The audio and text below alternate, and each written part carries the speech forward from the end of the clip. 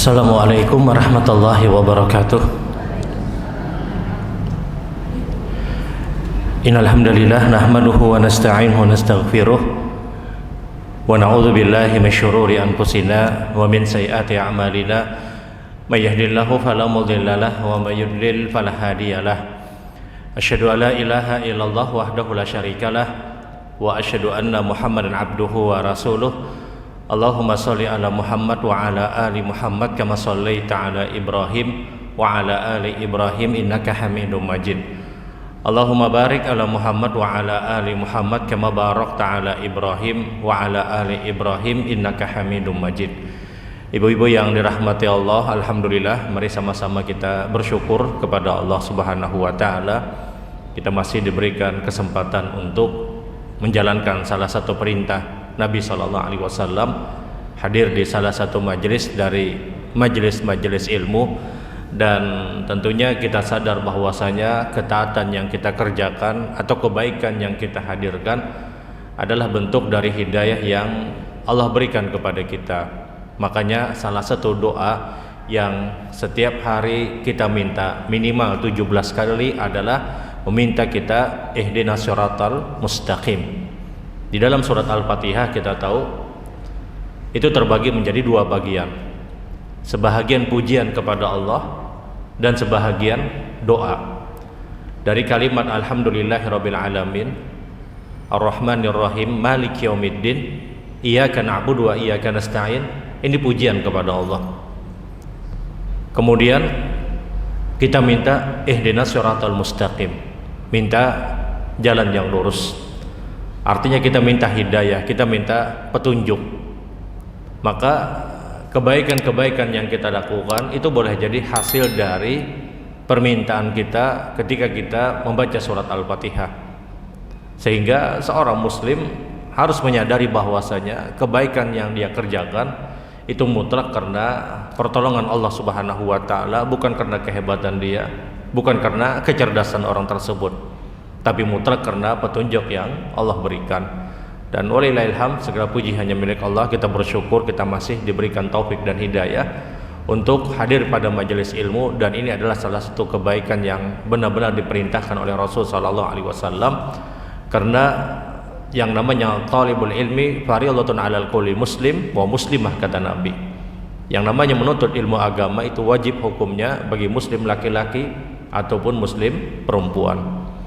Dan pada kesempatan pagi hari ini kita akan mengkaji ulang tentang beberapa hukum-hukum atau sunnah-sunnah yang berkaitan dengan safar seorang muslim. Bagaimana safar yang sesuai sunnah Rasul sallallahu alaihi wasallam. Sebelumnya, ketika kita bicara sunnah-sunnah safar, maka ada banyak hikmah ketika orang tersebut bersafar. Di antara hikmah ketika kita bersafar itu adalah pada saat kita melakukan perjalanan, ketika kita bersafar, maka di antara hikmahnya adalah boleh jadi setelah datang dari safar kita lebih bersemangat. Kalau bahasa hari ini kita refreshing dulu. Karena konsep Islam itu adalah sa'atan, sesaat.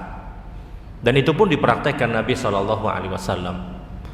Karena untuk mengambil satu kebiasaan rutinitas yang itu saja, kadang sebahagian kita berada pada titik jenuh, berada pada titik bosan. Walaupun mungkin mohon maaf yang dia lakukan itu adalah kebaikan. Terus seperti itu misalnya dalam hidupnya, kadang kita berada pada titik jenuh.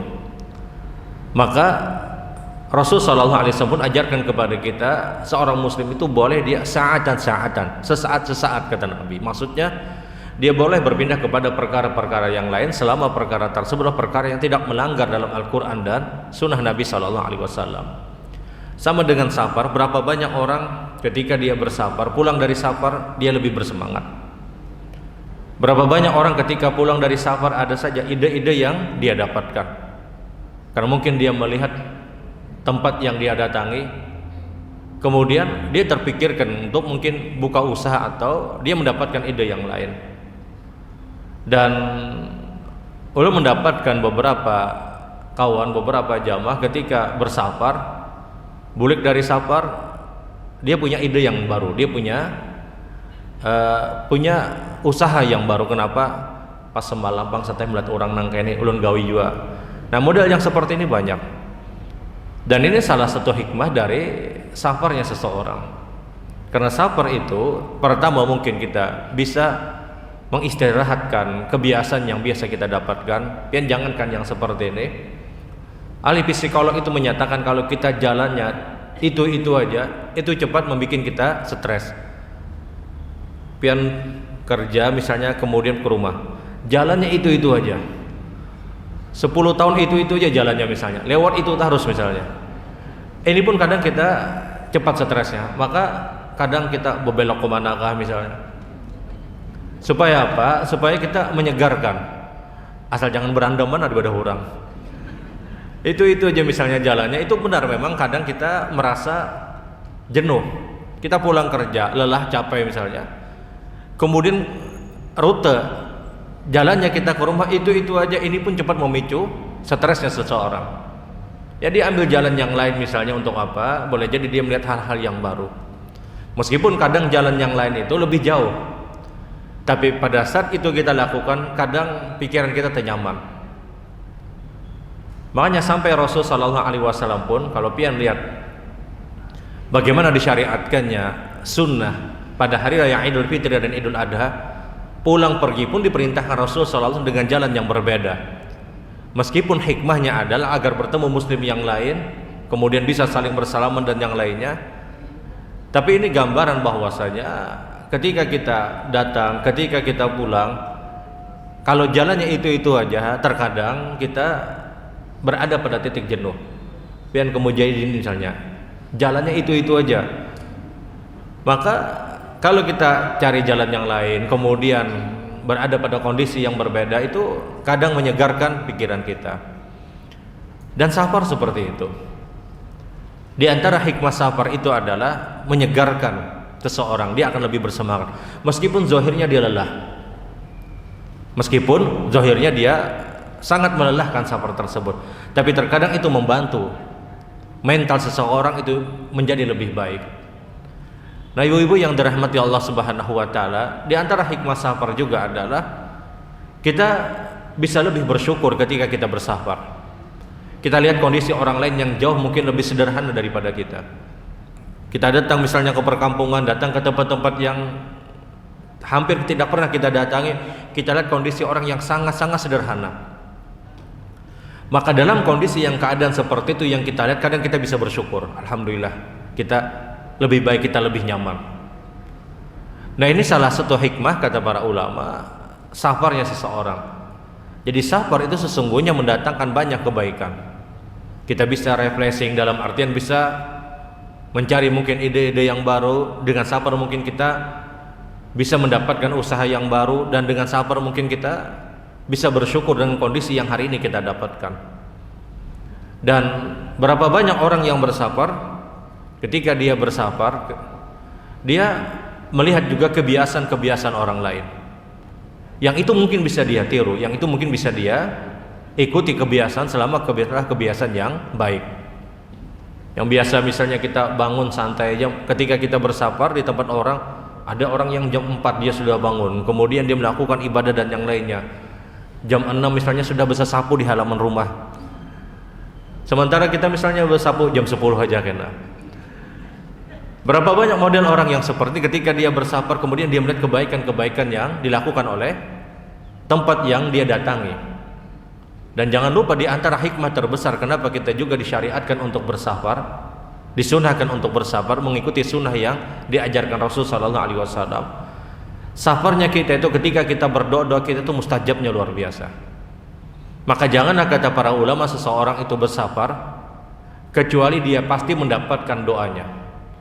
Janganlah orang tersebut bersafar kecuali dia harus berdoa pada saat dia bersafar. Karena doa pada saat kita bersafar atau ketika kita seorang musafir itu dinyatakan oleh Nabi SAW mustajabatun la syakka fihinna, benar-benar diijabahi kata Nabi dan tidak ada keraguan di dalamnya. Doa seorang musafir itu kata Nabi mustajab. Kemudian ditekankan oleh Rasul SAW la syakka fihinna, dia mustajab dan tidak ada keraguan. Dan ulama bersepakat bahwasanya doa ketika kita bersafar itu yang terbaik kapan? Indah safar, di perjalanannya. Ini yang terbaik waktunya. Meskipun ketika kita sudah tiba tempat tujuan itu doa kita mesti mustajab. Tapi yang paling afdal orang itu berdoa pada saat dia bersafar adalah indah safar, di perjalanannya. Kalau dia sudah sampai hitungan seorang musafir, dia angkat kedua tangan, dia doa. Dia minta kepada Allah Subhanahu wa taala. Dan jangan terlalu mempedulikan orang yang di samping kanan, di samping kiri, yang penting kita doa dulu. Karena boleh jadi ketika kita mengangkat kedua tangan kita doa, ada orang yang melihat orang itu mengikuti kita, dan ini kebaikan yang kita hadirkan kepada mereka, dan itu pahala. Banyak di antara kita ini melihat orang lain melakukan kebaikan, dia juga melakukan kebaikan. Yang orang melakukan kebaikan ini tanpa sadar dia telah mendapatkan pahala karena dia melakukan kebaikan yang dilihat oleh orang lain kemudian dikerjakan. Makanya Nabi SAW beliau pernah bersabda, "Man dalla 'alal khairi kafa'ilihi." Siapapun yang menunjukkan kebaikan atau menghadirkan kebaikan atau mencontohkan pada sebuah kebaikan, maka dia mendapatkan pahala dari orang yang mengikuti orang tersebut. Dia terus mendapatkan pahala. Ada orang yang asalnya tidak tersentuh untuk baca Quran, kemudian ada di sampingnya baca Quran, dia ambil juga Al-Quran. Ada orang yang asalnya mungkin tidak berdoa, ketika di sampingnya ada orang yang berdoa, dia ikut berdoa juga. Nah, banyak yang seperti, dan ini hidayah yang Allah berikan kepada orang tadi. Sama ketika ada orang yang bersafar kemudian dia berdoa, dengan doanya dia tadi ada orang yang mengikuti, maka yang berdoa tersebut dia juga mendapatkan pahala, terus dia juga mendapatkan pahala, kata Rasul sallallahu alaihi wasallam. Ada orang bersafar kemudian dia tahu, oh ini sudah masuk waktu sholat, kemudian dia sholat. Yang asalnya di sampingnya hendak guring, melihat sudah masuk sembahyang aja, orang sembahyang sudah, ada orang yang sholat. Apa yang dilakukan? Dia sholat. Yang tanpa sadar orang yang sholat ini, yang asalnya, yang awalnya adalah orang yang sholat, kemudian dilihat oleh orang lain, maka dia juga mendapatkan pahala. Dia bukan ria, kenapa? Dia tampakkan kebaikan tersebut. Yang pertama itu memang diperintahkan Nabi Shallallahu Alaihi Wasallam. Yang kedua boleh jadi dia berdakwah secara tidak langsung. Dan banyak model cara dakwah yang itu mendatangkan kebaikan kepada kita. Sehingga salah satu sunnah dari sunnah-sunnah ketika kita bersafar yang sangat diperintahkan adalah jangan pernah ketika kita bersafar kecuali kita pasti sempatkan untuk berdoa, walaupun doanya sederhana, walaupun hanya Rabbana atina fid dunya hasanah wa fil akhirati hasanah wa qina adzabannar. Yang jelas ada doa ketika kita bersafar. Mungkin kalau doa berpanjang-panjang misalnya dia tidak terlalu konsentrasi, paling tidak Rabbana atina fid dunya hasanah, paling tidak doa-doa yang diperintahkan oleh Rasul sallallahu alaihi wasallam. Nah, ibu-ibu yang dirahmati Allah Subhanahu wa taala, pembahasan safar ini itu dibagi menjadi bagian-bagian oleh para ulama. Pertama, sebelum bersafar, ketika bersafar, dan datang dari safar. Kemudian juga hukum-hukum yang berkaitan dengan salat jamak qasar bagi seorang musafir.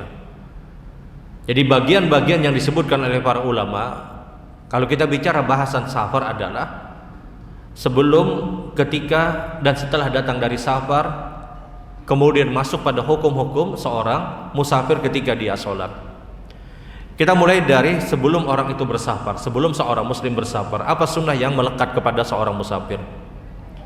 Di antara perkara yang disepakati oleh para ulama ketika kita akan bersafar dan kita sudah tahu kapan kita akan bersafar, maka kita sangat diperintahkan untuk apa? Untuk memperbanyak kalimat istighfar sebelum kita bersafar. Sebelum kita melakukan perjalanan, perbanyak kalimat istighfar. Kalau mungkin sehari pian beristighfar 100 kali misalnya, maka ketika akan bersafar itu paling tidak kata para ulama dia lipat gandakan 10 kali lipat, 1000 kali dia beristighfar. Taruhlah misalnya bersafar di hari Senin atau di hari Kamis misalnya, maka paling tidak 2-3 hari dia terus perbanyak istighfar. Untuk apa? Kita tahu yang namanya istighfar itulah mempermudah semua urusan kita. Yang namanya istighfar kita tahu adalah menjadikan kita dimudahkan untuk mendapatkan jalan keluar ketika kita mendapatkan kesulitan. Dan safar itu beratnya luar biasa. Seorang musafir itu dia akan mendapatkan perkara-perkara yang mungkin tidak dia sangka, tidak dia kira. Maka modal istighfar beberapa hari sebelum kita bersafar ini paling tidak menjadikan kita mudah pada perjalanan. Makanya para ulama itu menyebutkan ketika kita akan bersafar, paling tidak 2-3 hari atau minimal 1 hari sebelum kita bersafar, itu istighfarnya kita lipat gandanya minimal 10 kali lipat dari kebiasaan yang kita lakukan. Dia baca astagfirullah, astagfirullah, astagfirullah atau astagfirullahaladzim. Karena dengan modal yang seperti ini Allah menyebutkan yumatikum mata'an hasana. Sungguh orang yang banyak istighfar itu, kata Allah, Allah akan berikan kehidupan, Allah akan berikan semangat, Allah akan berikan sesuatu yang lebih baik daripada apa yang dia dapatkan. Maka di antara perkara yang kadang terlewatkan pada saat kita bersafar, kita lupa untuk mempertebal dan memperbanyak kalimat istighfar. Karena terkadang fokus kita ketika kita akan berangkat, ketika akan bersafar, khususnya misalnya taruhlah ibadah umrah, dan kita pikirkan baju warna putih, jilbab warna putih, sampai dalaman-dalaman harus warna putih. Apakah salah? Tidak salah, tidak salah. Tapi kadang kita melupakan kalimat istighfar. Kita kadang melupakan kalimat istighfar. Sebelum umrah misalnya macam-macam nang ditukarkan, salon pas kali tukar misalnya, ada nang pinata padas cabe itu misalnya, yang sekali pasang habang benar kulit. Kenapa pian tahu Ustaz? Ulun pengalaman juga Bang. Cabe koyo itu panas benar gue. Kadang ketika kita bersafar, kita mengambil perkara-perkara yang mohon maaf, yaitu perlu tapi itu sangat remeh. Kita melupakan kalimat istighfar. 1-2 hari sebelum kita bersafar itu perbanyak kalimat istighfar. Benar mempersiapkan semua apapun itu silahkan, dan itu baik. Tapi kita kadang melupakan sunnah yang melekat pada diri Rasul dan juga para sahabat, yang mereka ketika akan bersafar, mereka adalah orang-orang yang mempertebal kalimat istighfar. Untuk apa? Agar safar kita itu dipermudah, agar safar kita itu dilancarkan oleh Allah Subhanahu wa ta'ala. Karena kalimat istighfar itu mengeluarkan orang dari banyaknya kesulitan. Terkadang ada orang melakukan perjalanan dengan perjalanan yang sama, yang satu merasa kesulitan, yang satu merasa biasa aja. Kenapa? Karena boleh jadi orang yang biasa ini ketika dia mendapatkan kesulitan, menurut sebahagian orang tadi, dia adalah orang yang sudah membentengi dirinya dengan kalimat istighfar. Dan ingat kalimat istighfar itu, kata Allah, yazidkum quwwatan ila quwwatikum. Kalau kalian itu istighfar, kata Allah, maka sungguh Allah akan berikan kekuatan melebihi daripada kekuatan yang kalian miliki. Yazidkum quwwatan ila quwwatikum. Allah tambah kekuatan yang baru. Makanya para ahli tafsir menyebutkan kalimat ayat Al-Qur'an yang disebutkan dalam surat Al-Hud, wa ya qaumi istaghfiru rabbakum tsumma tubu ilaihi yazidkum quwwatan ila quwwatikum. Wahai manusia, bertobatlah kalian kepada Allah, perbanyaklah kalian istighfar, maka sungguh Allah akan memberikan kekuatan melebihi daripada kekuatan yang kalian miliki. Sebahagian ahli tafsir menyebutkan kita akan diberikan kekuatan 2 kali lipat, bahkan lebih dari kekuatan yang biasa kita dapatkan. Caranya apa? Perbanyak kalimat istighfar. Dan ini vitamin yang langsung Allah ajarkan kepada kita. Kita boleh minum vitamin macam-macam itu silahkan. Kita boleh minum obat-obatan agar apa? Agar kuat ketika kita bersabar. Boleh misalnya minum jamu supaya apa? Supaya kuat. Macam-macam jamu, yang kencur lah, yang apalah, macam-macam. Supaya apa? Supaya kuat aku bersabar di sini. Saban hari, saban pagi di kios ini beli jamu. Supaya apa? Supaya nanti bersabar kuat. Tapi ada vitamin yang langsung Allah berikan kepada kita, itu perbanyak kalimat istighfar. Dan ini jelas kata Allah, yazidkum quwwatan ila quwwatikum. Kalian perbanyak istighfar, kata Allah, maka Allah akan tambah kekuatan yang kalian miliki. Yang mungkin tanpa sadar ketika dia astagfirullah, astagfirullahaladzim, dia jauh tambah sehat, dia jauh tambah kuat dengan kalimat istighfar. Salah satu sunnah yang jangan pernah kita lupakan ketika kita akan bersafar, 1-2 hari sebelum kita berangkat kita pertebal kalimat istighfar. Kenapa? Karena istighfar itu mempermudah safarnya kita. Istighfar itu mempermudah perjalanan kita, dan kalimat istighfar itu menjadikan kita jauh lebih kuat daripada apa yang biasa kita dapatkan. Pertebal kalimat istighfar. Kemudian di antara perkara yang juga dianjurkan ketika kita bersafar, banyak para ulama itu menyebutkan sebagaimana yang dicontohkan oleh orang-orang terbaik sebelum kita, Orang-orang terbaik sebelum kita, sebelum mereka bersafar, mereka adalah orang-orang yang senantiasa memberikan pesan dan wasiat kepada ahli warisnya, kepada keluarganya. Dia sebelum bersafar, dia berikan pesan, dia berikan wasiat. Ya, bukan dianggap artinya hendak mati, kada. Karena ada sebahagian orang, dia tulis wasiat, dia tulis pesan, jarang mamanya membuang perangai gabian mbahnya. Bukan masalah membuang perangai, ini sunnah dari sunnah-sunnah Rasul sallallahu alaihi wasallam. Seorang yang akan melakukan perjalanan maka hendaknya dia memberikan pesan dan wasiat. Dia berikan wasiat-wasiat yang terbaik. Untuk apa? Untuk keluarganya, untuk anak-anaknya, atau untuk siapapun yang dia tinggalkan. Dan ini sunnah dari sunnah-sunnah Rasul sallallahu alaihi wasallam.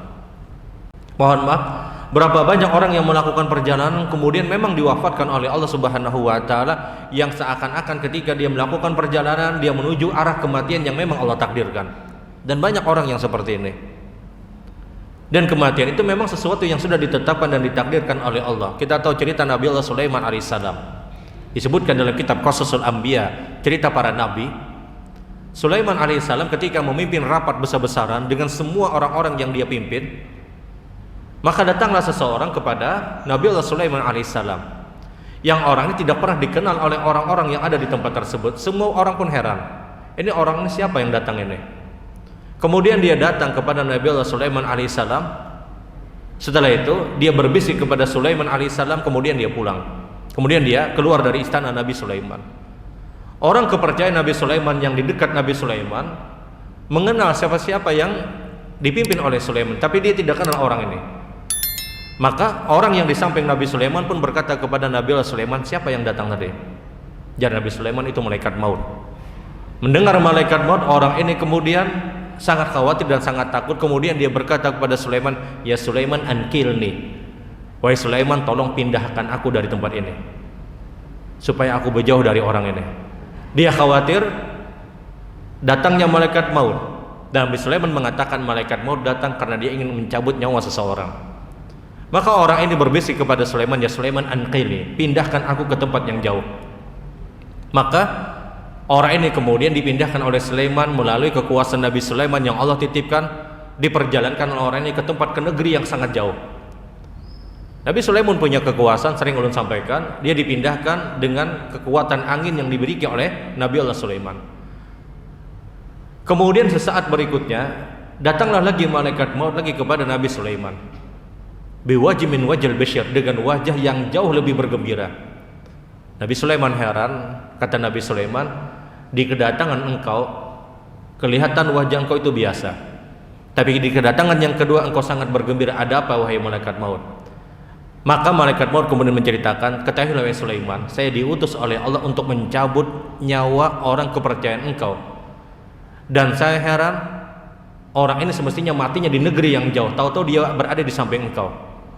Dan berhubung ini memang Allah tetapkan dan Allah tugaskan, saya pun pergi ke tempat yang sudah Allah takdirkan, dan saya dapatkan dia sedang duduk menunggu, seakan-akan dia ingin dicabut, seakan-akan dia menunggu kematian.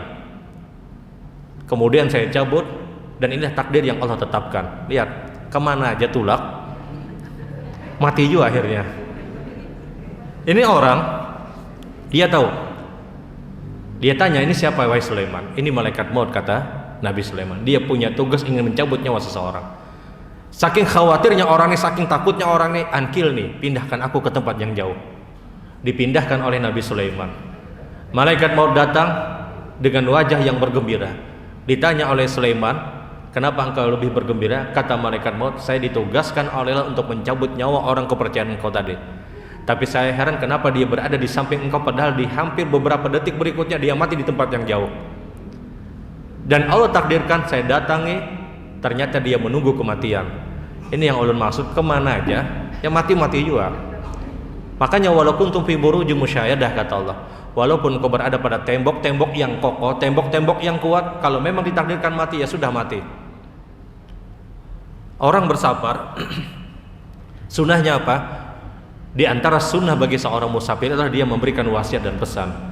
Dan jangan pian anggap orang yang memberikan wasiat dan pesan itu membuang perangai, kada. Boleh jadi yang diberikan pesan yang mati berdahulu.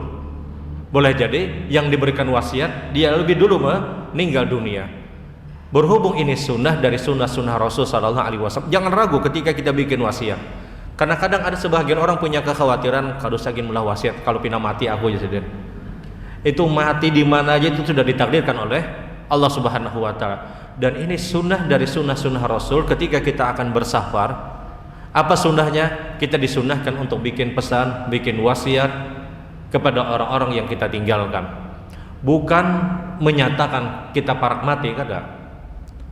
Karena sebagaimana cerita Nabi Sulaiman tadi, ini matinya di tempat yang jauh. Tapi memang dia berada di tempat tersebut, kemudian dia memang seakan-akan menunggu kematian. Sehingga tidak perlu ragu kalau kita misalnya bersafar, berwasiat, tulis apa saja yang kita inginkan.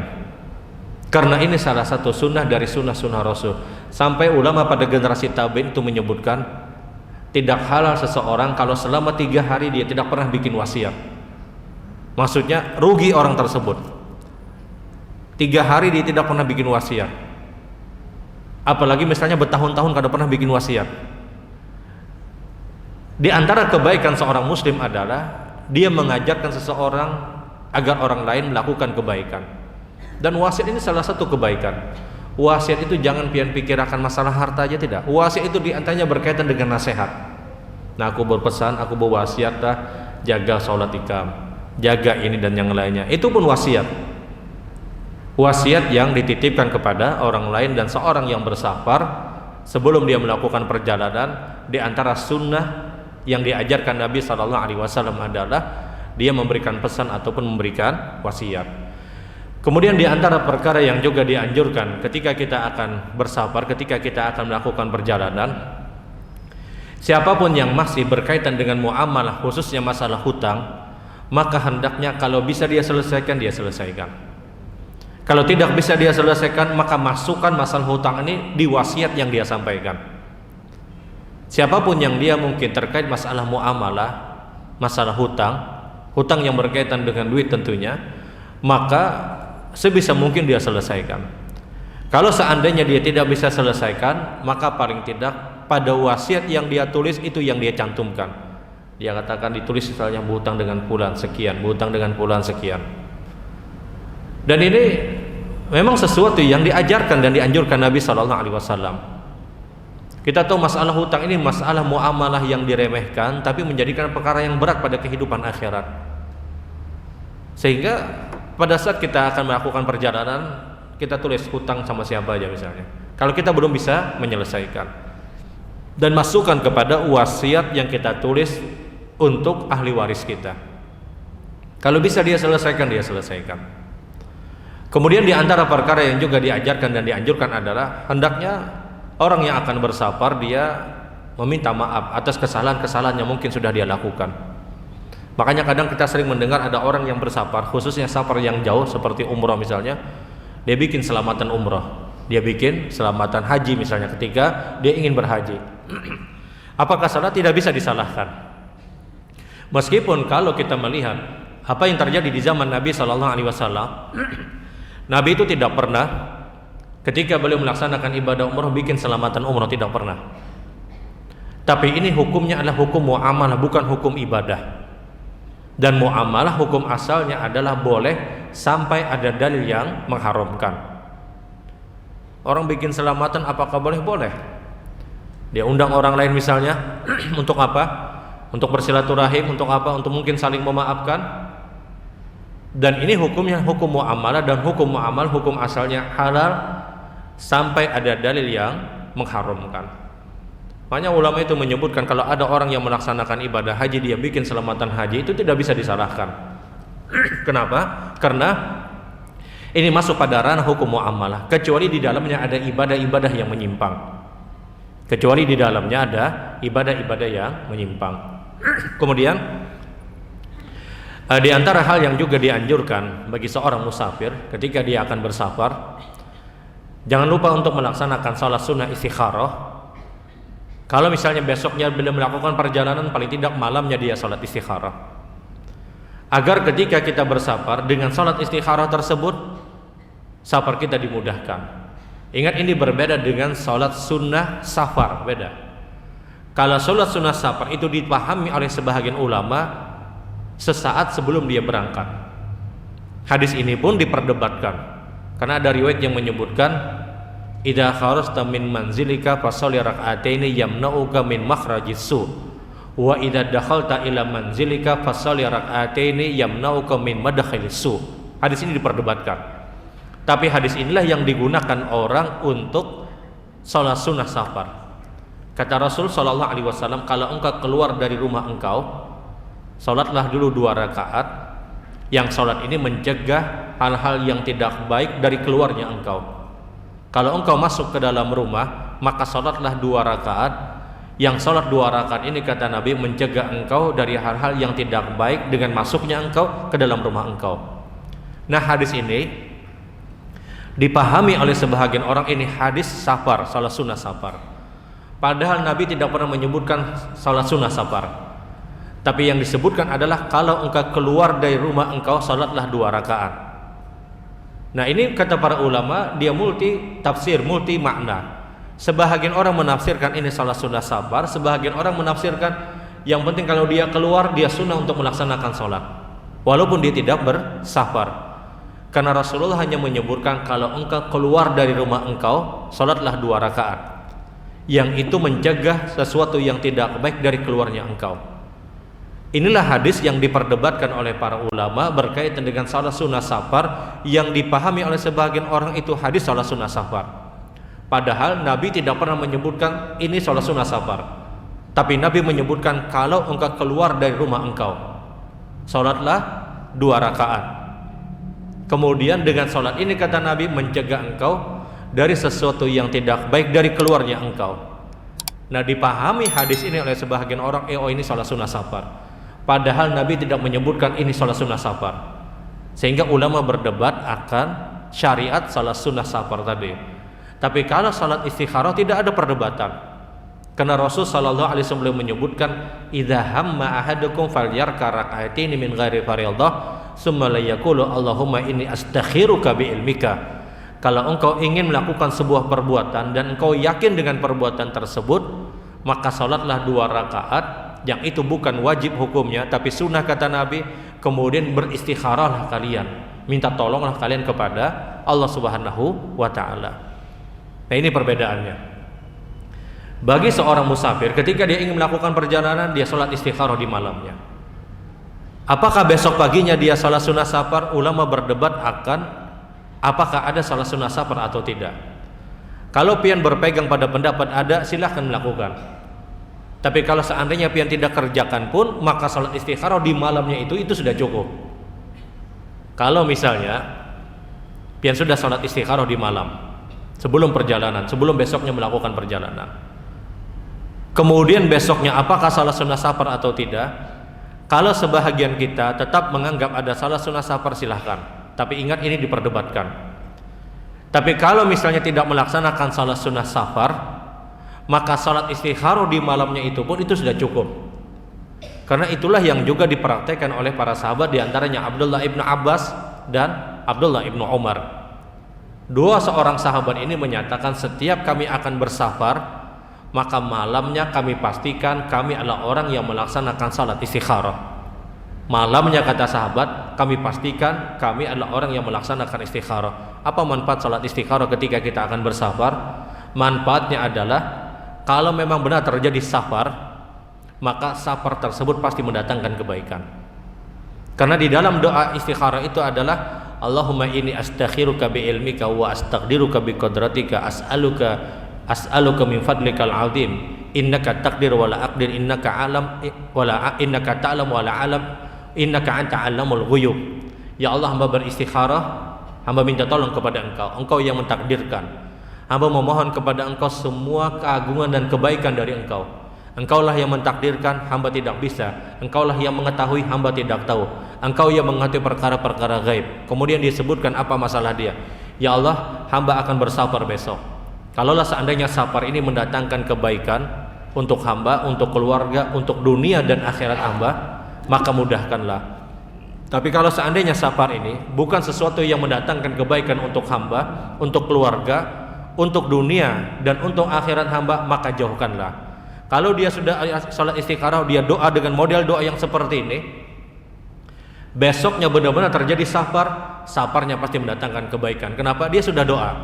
Kalau ini mendatangkan kebaikan untuk hamba, keluarga, dunia dan akhirat hamba, maka mudahkanlah. Kemudian terjadi safar besoknya, maka safarnya pasti mendatangkan kebaikan. Makanya kata para sahabat, tidaklah kami bersafar kecuali di malamnya kami pastikan kami adalah orang yang melaksanakan sholat istikharah. Kemudian di antara hal-hal yang juga dianjurkan ketika kita akan bersafar adalah kalau kita bisa memilih waktu, maka waktu terbaik ketika kita bersafar itu adalah di waktu pagi dan di waktu malam. Ini waktu terbaik. Kalau kita bisa memilih waktu, bebas memilih waktu misalnya, tidak ada keperluan-keperluan yang lain, maka ambil di waktu pagi atau di waktu malam.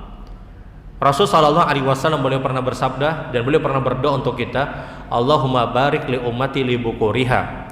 Ya Allah, berkahilah umatku di waktu paginya. Orang safar di waktu pagi itu mendatangkan keberkahan. Orang yang bersafar di waktu pagi itu mendatangkan keberkahan. Atau kita bersafar di waktu malam, selepas maghrib misalnya, atau selepas isya misalnya, bersafar di waktu malam. Rasulullah SAW bersabda, alaikum biduljah fa inal ardu yuthwa. Hendaknya kalian kalau bersafar itu di waktu malam. Maka Rasulullah menyebutkan di waktu malam yang gelap, karena sesungguhnya bumi dilipat di waktu malam. Maka orang bersafar di waktu malam, maka dia akan mendapatkan sesuatu yang lebih baik. Maksudnya dia lebih kuat, dia bisa beristirahat di waktu malam. Karena ketika kita bersafar di waktu malam, kita bisa guring, kita bisa istirahat. Kemudian sampai kita di tempat tujuan, kita jauh lebih kuat. Karena biasanya orang tidur kapan? Di waktu malam. Makanya dua waktu ini, dua waktu terbaik ketika kita bersafar. Kapan? Kalau kita bisa memilih waktu. Tapi kalau misalnya harga pesawat nang di waktu siang jauh lebih murah daripada nang di waktu pagi, yaitu pertimbangan yang lain.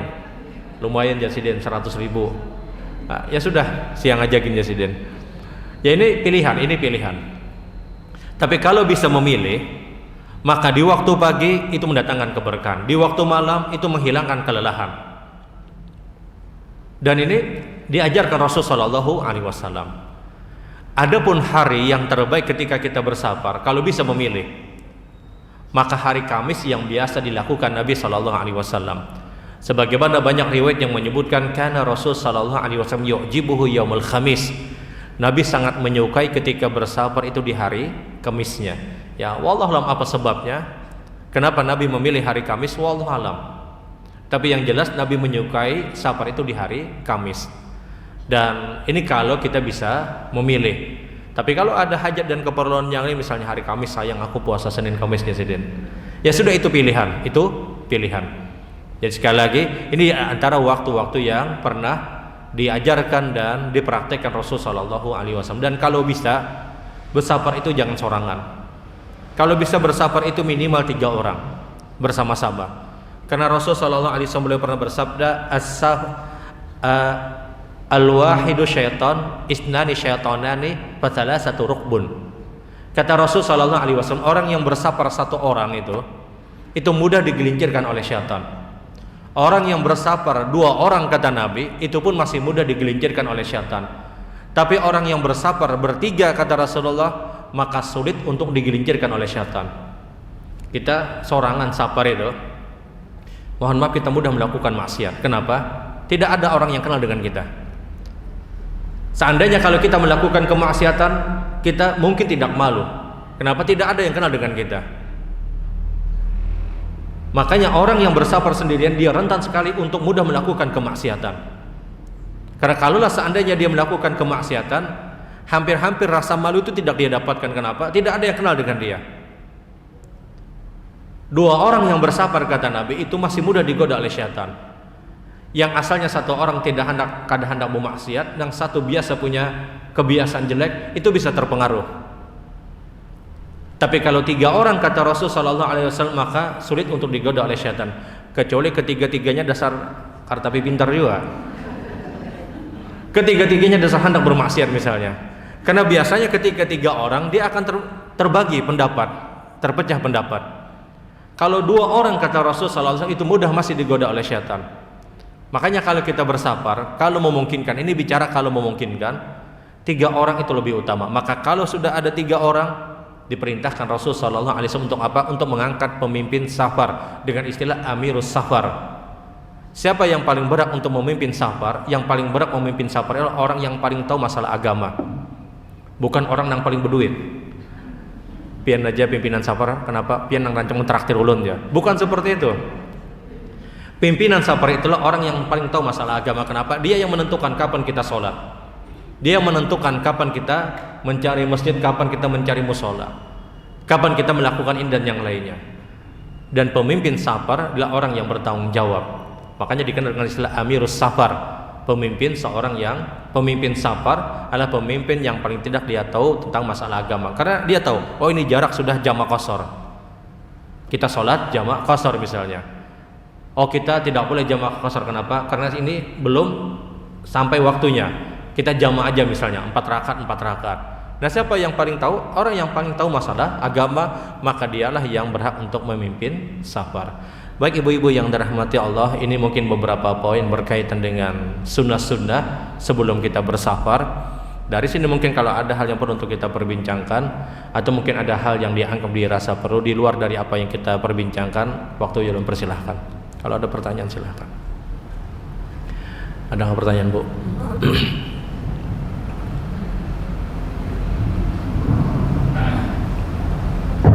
Assalamualaikum warahmatullahi wabarakatuh. Waalaikumsalam warahmatullahi wabarakatuh. Pak Ustaz, yang ingin saya tanyakan pertama itu mengenai ketika kita safar, yang jaraknya itu mau saya tanyakan, adakah ketentuan jaraknya, kemudian adakah ketentuan berapa waktunya, lamanya itu berapa hari, itu ada ketentuannya, atau jarak puluhan kilo dan berapa hari lamanya. Kemudian kedua mengenai misalnya kita mau ke Martapura pagi berapa sampai sana zuhur, bolehkah nanti pulang kita zuhur ini berjamaah dengan asar, kemungkinan nanti pulang ke rumah kelewatan asar. Ada yang mengatakan begini, kebetulan ini saya sekolahnya di Al-Qur'an, jadi kata ustadznya kalau jaraknya pulang balik masih bisa, tidak boleh jamaah soalnya. Jadi kalau menurut saya jangan dulu, karena kemungkinan itu jalan kelewatan asar. Itu saya tanyakan. Assalamualaikum warahmatullahi wabarakatuh. Waalaikumsalam warahmatullahi wabarakatuh. Baik, ada yang lain?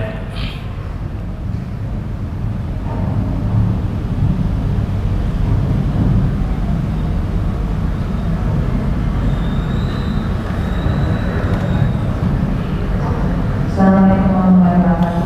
Waalaikumsalam warahmatullahi wabarakatuh. Awalnya saya menanyakan ada masalah yang membatalkan kita wudhu. Misalnya makan dan minum itu apakah termasuk membatalkan wudhu? Misalnya kita buka puasa bersama, kita di masjid, siap kita sudah wudhu, saat kita buka kita membatalkan puasa kita, apakah kita harus wudhu kembali atau bagaimana? Baca bekas Waalaikumsalam warahmatullahi wabarakatuh.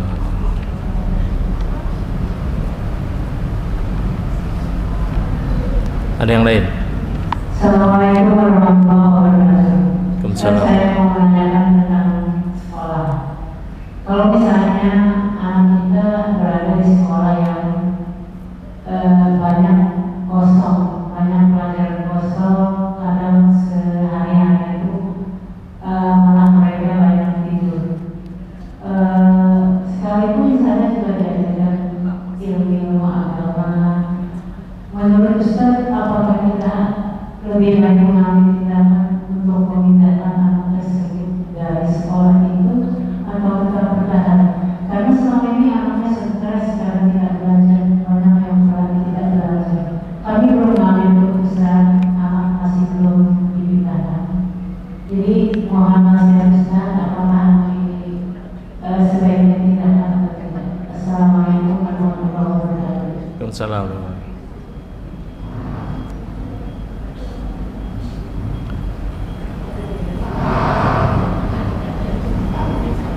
Assalamualaikum warahmatullahi wabarakatuh. Waalaikumsalam. Masalah sedikit Ustaz, kalau Ustaz kemarin kalau bikin antara subuh dengan maghrib itu jadinya yang 3 kali istighfar terus Allah Ustaz.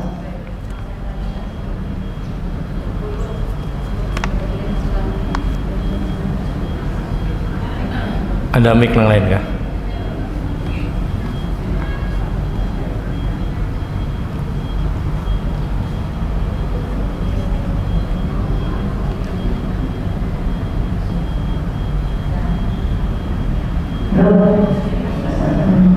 Terus Ustaz, kalau sholat yang kemudian zuhur, asar sama isya apa sama itu juga apa zikirnya ya Ustaz? Sebentar Bu, sholat Yang maghrib sama subuh kan kata Ustaz yang istighfar 3 kali terus dari rumah itu 10 kali. ya. Yang saya tanyakan itu apa sholat seperti zuhur, asar dan isya seperti itu juga Ustaz? Ya. Yang kedua ya Ustaz, dari malam saya kebetulan sudah alhamdulillah sholat witir. Terus saya untuk subuh mau sholat tahajud sudah ambil ajar Ustaz. Jadi apakah kita bisa untuk pagi ini mengerjakan sholat tahajud ya Ustaz? Assalamualaikum warahmatullahi wabarakatuh. Salam. Pian witirnya sudah masuk adzan subuh atau apa? Witirnya malam sudah bisa mau tidur. Oh ya.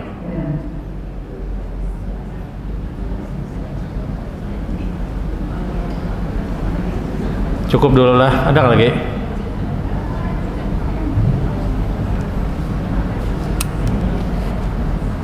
Udah cukup jangan tapi dicari lagi. Cukup. Ya baik, yang pertama, berapa jarak dan berapa lama kita boleh untuk melakukan jamak qashar? Bagi seorang musafir, wallahualam, jumhur ulama berpendapat ketika dia melakukan perjalanan di 85 kilo, maka orang tersebut boleh untuk melakukan jamak qashar di zaman kita hari ini. Dan ini fatwa yang sangat masyhur dari banyak para ulama. Maksud 85 kilo itu adalah dari titik kita berangkat ke tempat tujuan. Kalau jaraknya 85 kilo, maka kita boleh untuk jamak qashar. Tapi kalau misalnya dari sini ke Gambut aja misalnya 13 kilo, tapi berhubung Sidin kada tahu tempat tujuan Sidin, putar sampai 100 kilo, misal kada paham juga sampai 100 kilo perjalanannya, padahal ke Gambut 13 kilo aja. Sidin cari rumah orang, putar misalnya, dia lihat, oh ini sudah 100 kilo perjalanan, apakah jamak qashar? Tidak, karena nang salah Sidin nang terputar, bukan syariatnya yang disalahkan. Dari sini misalnya ke Gambut itu kan kurang lebih 13 kilo, dari satu titik ke titik Gambut itu 13 kilo. Tahu-tahu orang ini misalnya sampai 85 kilo, kenapa? Terputar mencari alamat orang. Nah sudah 85 kilo Jasiden. Maka apakah dia jamak qashar? Tidak. Yang dihitung jamak qashar adalah di satu titik ke titik berikutnya di 85 kilo. Maka kalau hanya dari sini ke Martapura, dia tidak sampai 85 kilo.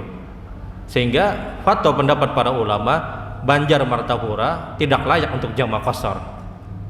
Kemudian berapa lama dia boleh untuk jamak qashar? Di sini mayoritas ulama menyebutkan berapa hari pun dia berada di tempat tersebut, dia punya hak untuk jamak qashar. Karena setiap Rasul sallallahu alaihi wasallam melakukan perjalanan, maka Nabi senantiasa melakukan jamak qashar. Nabi 3 hari Nabi jamak qashar. Nabi 7 hari jamak qashar. Dan ketika Nabi membebaskan kota Mekah, Fathul Mekah, yang dengan istilah Fathul Mekah, selama di Mekah Nabi kurang lebih 18 hari. 18 hari Nabi full jamak qashar. Nabi senantiasa melakukan jamak qashar. Nah, perbuatan Rasul sallallahu alaihi wasallam yang Nabi setiap bersafar boleh melakukan jamak qashar tanpa mempedulikan berapa hari pun, ini dalil bahwasanya selama dia adalah seorang musafir, maka dia boleh jamak qashar. Khilaf yang sangat kuat adalah kalau ada orang bisi gawian supir, dia menyupir. Saban hari dari pagi dia safar, dia pergi, dia menyetir membawa penumpang sampai tujuan misalnya maghrib dan lebih 100 kilo, kemudian habis isya balik pulang ke rumah. dan ini gawian saban hari, apakah saban hari ini dia jamak qasar atau tidak? Di sini khilaf para ulama.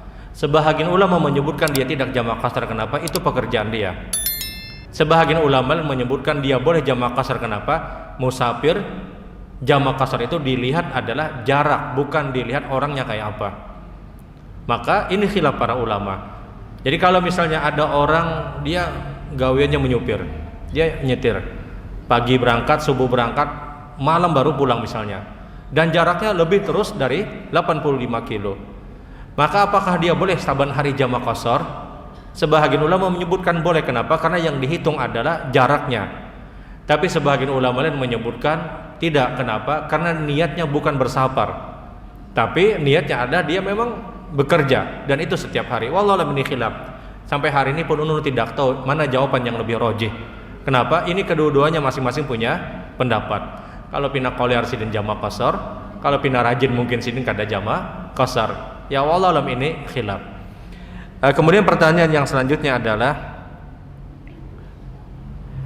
tadi disebutkan ke Martapura misalnya, apakah boleh melakukan jamak qasar? Martapura bukan jarak untuk jamak qasar, tapi dia boleh menjamak zuhur 4 rakaat, asar 4 rakaat. Jamak itu boleh walaupun kita bukan bersafar. Ada orang punya hajat, ada orang punya keperluan, misalnya taruhlah misalnya walimatul urus, acara pernikahan, acara perkawinan. Dia tahu tamu datang terus ketika waktu zuhur dan mustahil bagi dia untuk meninggalkan tamu. Maka dia undurlah waktu zuhur, nanti di waktu asar dia jamak takhir 4 rakaat zuhur, 4 rakaat asar. Apakah boleh? Boleh. Ada orang sakit, apakah boleh jamak? Hukumnya boleh. Makanya Rasul sallallahu alaihi wasallam menyebutkan, innamal bu'istu muyassirin wa lam bu'istu mu'assirin. Aku diutus untuk memudahkan, bukan untuk mempersulit. Jadi sekali lagi, kalau ada orang yang hanya ke Martapura, apakah boleh jamak qasar? Belum, karena belum 85 kilo. Walaupun misalnya dihitungnya PP, jamak qasar itu, jarak jamak qasar itu bukan dihitung PP, pulang pergi tidak, tapi di satu perjalanan. Di satu perjalanan. Dan kalau belum 85 kilo, maka idealnya dia tidak jamak qasar. Tapi dia boleh untuk menjamak, menggabung dua waktu sholat, zuhur 4 rakaat, asar 4 rakaat, itu boleh. Bahkan kalau dia bukan bersafar pun, dia bukan berpergian pun, dia boleh menjamak. Ada orang sibuk misalnya, banyak sekali tugas dan yang lainnya, khususnya mahasiswa misalnya, sehingga dia tidak sempat untuk melaksanakan sholat zuhur. Maka apakah boleh dia tunda di waktu asar? Hukumnya boleh. Karena hadis Rasul sallallahu alaihi wasallam, satu hari Nabi pernah melaksanakan sholat jamak tanpa ada sebab. Ketika itu zuhur dan asar. Sahabat ketika itu mengira ini syariat baru, maka mereka mengikuti. Selesai sholat, maka ada sahabat yang bertanya kepada Rasulullah, ya Rasulullah, 5 jamakna, kenapa kita harus menjamak di hari ini? Kata Nabi sallallahu alaihi wasallam, innamal bu'istu muyassirina wa lam bu'istu mu'assirin. Aku diutus untuk memudahkan, bukan untuk mempersulit. Inilah dalil, kata para ulama, kalau ada orang yang punya hajat, dia punya keperluan, dia punya kesibukan apapun, tidak sempat untuk mengerjakan sholat, maka dia boleh untuk menjamak. Karena Rasul pernah menjamak sholat bahkan tanpa sebab. Tapi jangan pian praktekkan yang tanpa sebab ini. Kenapa? Rasul ketika itu ingin memberitahu kepada kita, aku diutus untuk memudahkan. Kalau misalnya mendengar hadis ini, karena zuhur asar kita gawi ya sidin. Kenapa? Sunnah Nabi menggawi nangka ini. Giliran nangka ini sunnah, giliran tahajud karena tapi sunnah. Jadi itu memang dikerjakan Rasul sallallahu alaihi wasallam. Kemudian pertanyaan yang berikutnya adalah, apa saja yang membatalkan wudu? Apakah makan dan minum setelah kita berbuka puasa kita menjadikan harus kita untuk berwudu lagi? Tidak. Orang yang makan, orang yang minum setelah dia berpuasa, dia buka puasa, apakah dia harus berwudu lagi? Tidak. Tapi apakah dia terganggu atau tidak dengan bekas makanan tadi? Itu saja. Kalau dia terganggu, kalau seandainya dia berkumur-kumur saja, itu pun cukup, boleh. Karena makan dan minum itu tidak menjadikan batalnya wudu seseorang, kecuali ulama khilaf orang yang makan daging onta. Ini ulama khilaf. Syukurnya di wadah kita tapi ada onta. Ulama berbeda pendapat berkaitan dengan orang yang makan daging onta, apakah membatalkan wudu atau tidak. Karena ada hadis Rasulullah ketika sahabat bertanya, "Ya Rasulullah, ana tawaddu min lahmil ghanam." Ya Rasulullah, apakah kita berwudu dengan sebab kita memakan daging kambing? Kata Rasulullah, tidak. Kemudian sahabat tadi tanya kepada Rasulullah, "Ana tawaddu min lahmil ibil." Apakah kita harus berwudu ketika kita makan daging onta? Kata Nabi, engkau harus berwudu. Engkau berwudu, kata Nabi. Dalillah yang digunakan pendapat para ulama bahwasanya orang yang selesai makan daging onta, dia diperintahkan untuk berwudu. Namun ini khilaf. Sebahagian ulama menyebutkan itu sunnah saja, bukan wajib. Nah, kembali kepada makan dan minum tadi, setelah berbuka puasa, apakah membatalkan wudu kita? Tidak membatalkan wudu kita. Makan bubur misalnya 2 piring, apakah batal wudu? Tidak. Sepiring lawan 2 piring, hakun 2 piring, kada batal juga. Orang yang berbuka puasa, apakah membatalkan wudu? Tidak. Haruskah dia berwudu? Tidak harus. Tapi masalahnya apakah dia terganggu atau tidak dengan setelah dia makan tadi? Kalau dia terganggu maka mungkin cukup untuk berkumur-kumur, tapi tidak harus berwudu. Wallahu a'lam. Baik, pertanyaan yang selanjutnya berkaitan dengan sekolah yang disebutkan tadi, yang banyak kosong dan yang lainnya. Ya, ini pertimbangannya adalah apakah tempat tersebut, pendidikan tersebut benar-benar mendatangkan kemaslahatan dan kemanfaatan besar atau tidak kepada kita. Kadang seperti ini, menetapkan sikap itu adalah pertama, apakah kemudorotannya besar atau tidak. Kalau kemudorotannya besar, maka itu harus dihilangkan. Mudaratnya ada, maslahatnya ada. Maka kalau kemudorotannya lebih besar, maka dia harus mencari tempat yang lain. Tapi kalau seandainya tidak ada kemudorotan, maslahatnya lebih banyak, ada mungkin kemudorotan tapi kemaslahatannya jauh lebih banyak, maka bertahan di tempat tersebut itu lebih utama. Dan ulun pribadi tidak bisa mengukur, mohon maaf. Artinya ditimbang, ini mudaratnya besar atau tidak. Mudarat dalam artian ketika di tempat tersebut ternyata lebih parah, lebih hal-hal yang tidak baik misalnya terjadi, maka ini kemudaratan. Sehingga kalau memang banyak kemudaratan, maka berpindah dari tempat tersebut itu lebih utama. Tapi kalau seandainya ada kemudaratan tapi maslahatnya jauh lebih banyak, selama mudarat tersebut tidak mencederai kemaslahatan yang banyak tadi, karena tidak ada kecuali tempat tersebut pasti ada kemudaratan. Pasti ada kemudaratan dimanapun, pasti ada kemudaratan. Selama kemudaratan tersebut masih sepele, masih sedikit, dan kemaslahatannya lebih banyak, maka bertahan itu lebih baik. Jadi yang pertama itu adalah lihat mudaratnya besar atau tidak untuk anak-anak kita. Kalau mudaratnya besar ya sudah, tidak bisa dipaksakan, karena kadang ada seakan-akan sekolahnya bagus, baik misalnya, tapi anak ini tidak bisa menerima. Dia tidak mampu misalnya untuk menerima dan bermudarat kepada dia. Kemudaratan terjadi pada anak tersebut. Boleh jadi anak lain tidak terjadi kemudaratan, tapi kemudaratan terjadi kepada dia.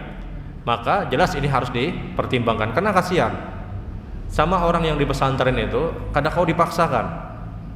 Kalau anaknya dasar kada mau, ya sudah.